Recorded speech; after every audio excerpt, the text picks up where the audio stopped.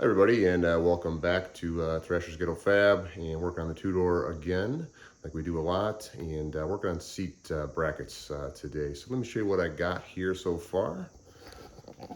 So I started with the passenger side. I don't know why you start with the driver's side, but we did.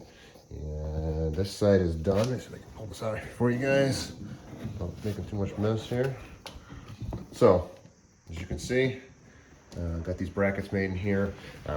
Kind of trying to find my best position, best seating position. Obviously, you know how important that is. This car is going to be driving about 4,000 miles to go to Bonneville, hopefully next year.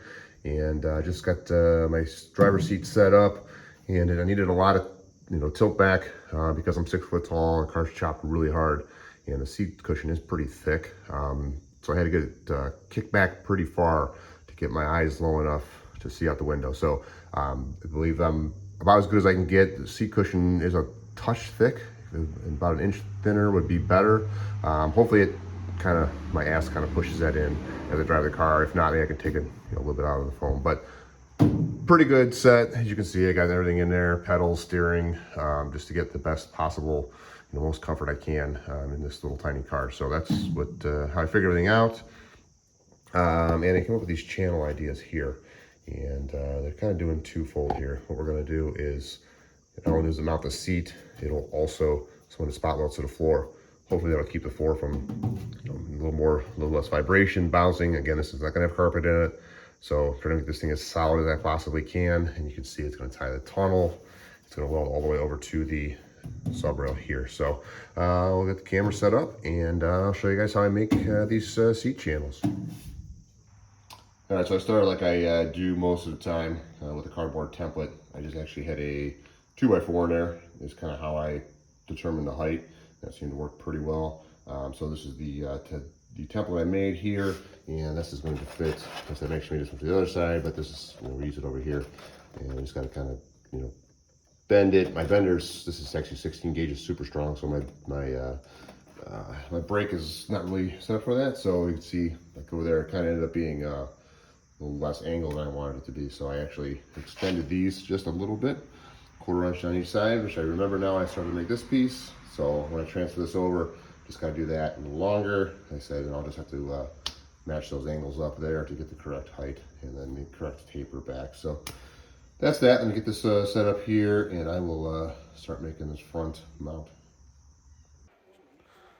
Yeah, you see me here. I'm going to go ahead and I am going to transfer that cardboard template over to the steel, lay this out, get it cut, and then get it in the brake, make that rough shape.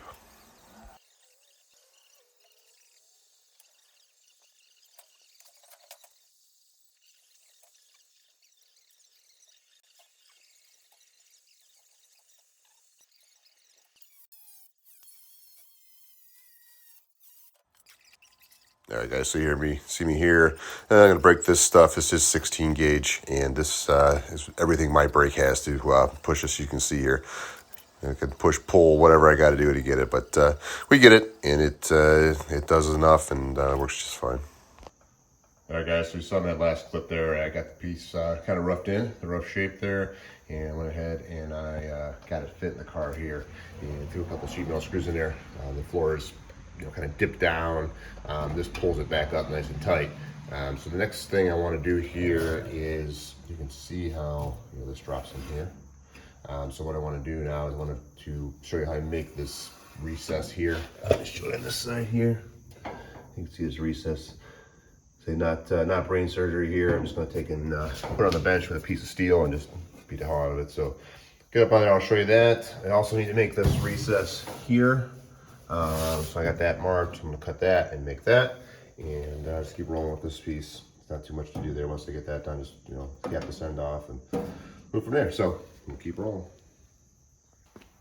All right, so you can see this here. The line is here, and I scribe or just pencil there and just put the line on there where I need to make the recess.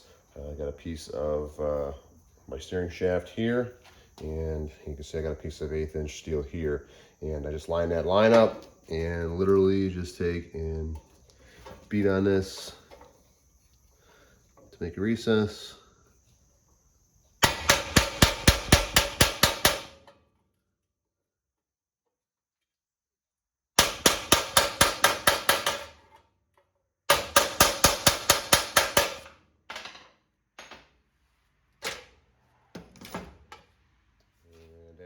see, just made that little bit of an indent there. That should bring this down to the floor. I'll keep moving here, and then just clean everything up with the grinder, make it look smooth, but it doesn't do a bad job. See, this is exactly what it needs to do. So I'm gonna do that, and then cut this here, and then make this recess, and fit it back in the car.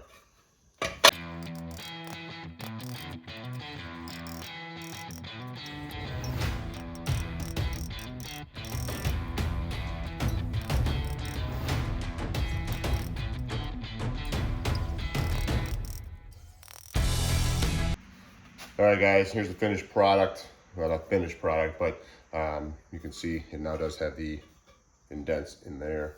Now let's go back with my like a 36 grit roll lock, and then in like a 50 or an 80 grit, and kind of clean the tool marks up and make it look, give it that stamped look, and then it will fit the floor better now. Like I said, I might need a little bit more hammering just to get it where I want it, but it's pretty close. And I'll get this fit back in the car.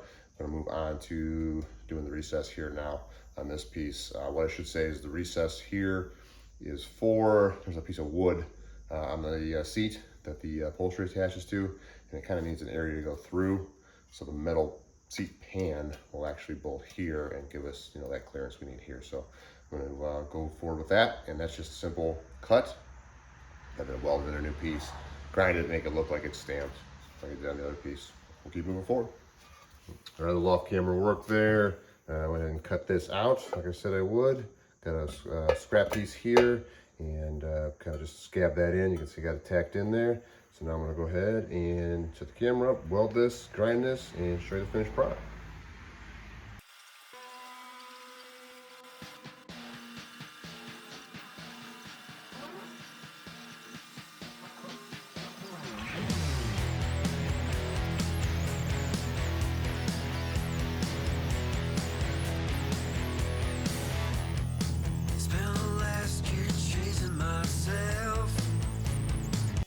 All right, like you saw in the last clip there, I got that piece welded, and I go ahead and smooth everything out. Again, I'm going for the stamped look on these pieces, trying to make them look like factory. Also move forward here, have the cardboard template from the other side. Trim this out, and got this tacked in. Gonna pull it up, same thing, put it on a bench, do a TIG weld on this, and clean all this up.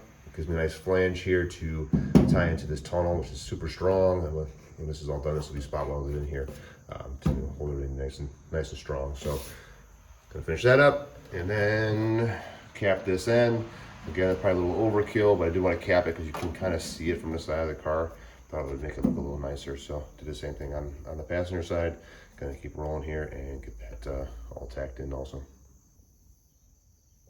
All right, so there it is. Welded that off camera, got it roughed in there, and I will clean that weld up a little bit, just kind of smooth that out. Again, looking for that stamped kind of look there. And I actually got this piece, did that off camera also, kind of roughed that in, got it tacked, and now I can finish welding that on the bench and cleaning that up. So we'll keep moving here. Next thing up will be laying out some speed holes to match the other side there. All right, like I said, next step on this was going to be drill the speed holes. I did do a little welding off camera here. This piece, I finished this and kind of ground this here. I think that's good enough for a seat bracket. I didn't get real crazy. Well, I could have completely smoothed these, but this is a seat bracket. So anyways, on to the speed holes. So when I laid these out on the passenger side, I wanted to center the one here. I think that's to be the best. This is like kind of a center look to the piece. I feel in my eye it looks like that. So I centered it up off of there, and I went, I'm gonna be doing the 1-inch holes with the dimples, which is what I used on my A-pillars, and that was 2-inch spacing with a 1-inch hole. If I do that, it would move the die too far this way, and this way it might be okay, but what I did is I shrunk that down to 1 7/8 center. So visually it looks exactly the same as the A-pillar, but it does give me the room. What is it? You got 1, 2, you got 3/8 of an inch. It moves it this way, and this way probably a quarter, and that gives you the room you're going to need. So get the camera set up, you get these drilled, do a little fast motion here for you guys, and we'll finish that up, and I'll show you the next piece we got to we got to work on to make this all work.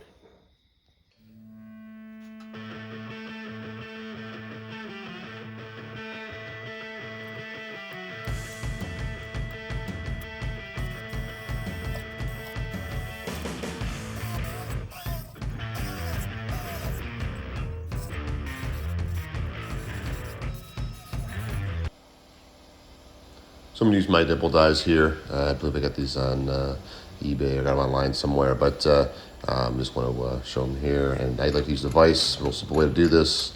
Even the 16 gauge just squishes it down pretty easy.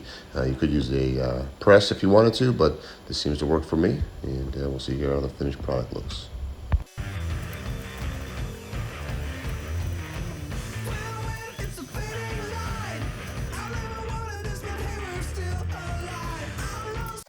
All right, so you saw in that quick motion there, did the speed holes like I've done through a lot of this project. So it gives it, my opinion, gives it just a nice finished look. Kind of looks factory, kind of looks like a race car with the holes in it. Just keeping that going. These aren't real visible. With the seats in, they do, so it gives it a look. So this piece is now done. Going to move on to kind of notch the sub rail a little bit because the seat kind of sits in there. It's teetering a little bit. It's hitting the sub rail. It's about a 1/2 inch different than the rest of the floor. I'm gonna get that cut off camera and then show you guys how I kind of fill that in. Well, that's the same stuff I've done before, but I'll get that up on here in a little bit and show you how I do that. And then I'll probably do the back one off camera because it's the same exact thing the way the front is, and just show you the finished product for that. Here's the piece tacked in, like I said. Just used 2 pieces of metal here, flat piece on the bottom, curved this piece here, and welded the 2 together on the bench, and then tacked it in here now. I'm gonna go ahead and weld this in, try to get this on camera. My phone is about to die, so I don't know if I'll get it, but I'm gonna give it a shot. And then this piece will grind smooth that, and I'll show you the finished product. Before we move on to, like I said, I'm gonna make this one off camera. It's the same as doing this one, so we'll make that off camera. And then the last part we're gonna do is weld the nuts in here, get everything set up for the, actually get the seat mounted. So I'll get this camera going and see what the finished product looks like.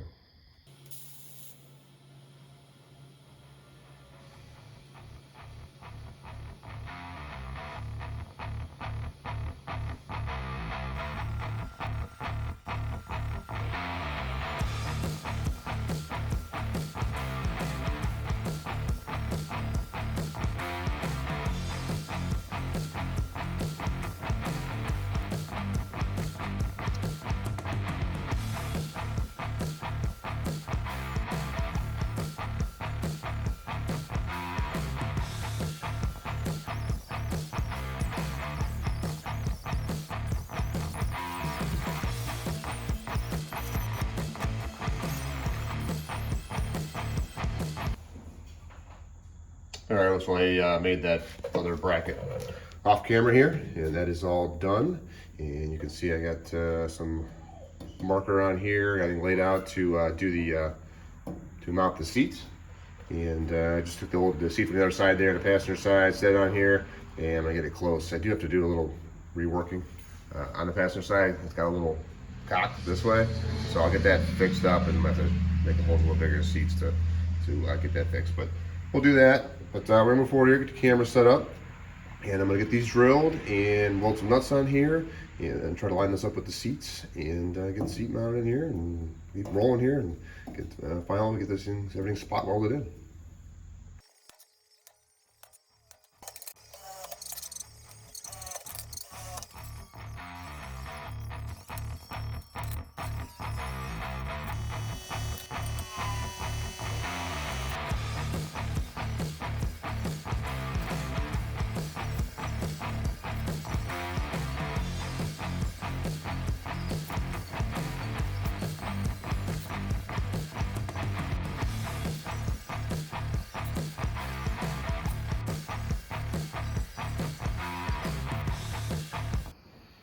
All right, we'll show you the finished product here. Andre is checking it out himself. Andre, hey, buddy. Yeah, I guess he wants to go for a ride. So anyways, here's the finished product here. You guys saw me welding the nuts in there on the bench. So those are in there right now. Everything fits. I test fit the seat. Did a little, did some measurements off the other one and got it damn close. Had to do, use a die grinder just a bit to make these back holes fit. And it was a little bit off here, kind of this, this ramp here. But, I had to, because it had a little bit of the seat had a little hump in it. So, which is probably good because I kind of hammered it down and drew it down, and which is, I mean, I need this thing as low as I possibly can to get my eyes where they need to be. So, did all that, and I am ready now to get these spot welded in, which I'm going to do off camera, guys. I don't see any reason to show me spot welding again. I do a ton of that on here. So I'm going to get these spot welded in, and I'm going to show you the finished product. These all done, spot welded, and then go ahead and wrap this video up. All right, guys. Well, like I said, I just want to finish up these brackets and show you what the finished product looks like. So let's check this out here. And you can see they're all spot welded in on both sides. And that's a wrap for this part. Seats fit in there pretty well. They're not perfect, but I do like the way they fit, and the floor is extremely strong now. Every time I put the spot weld in, I just short everything up and hopefully keep that vibration to a minimum. So like I said, we'll get this one, we'll call this one done for now. All right, well, we'll say thanks for watching this video, making these seat brackets, and we'll see you next time at Thrasher's Ghetto Fab.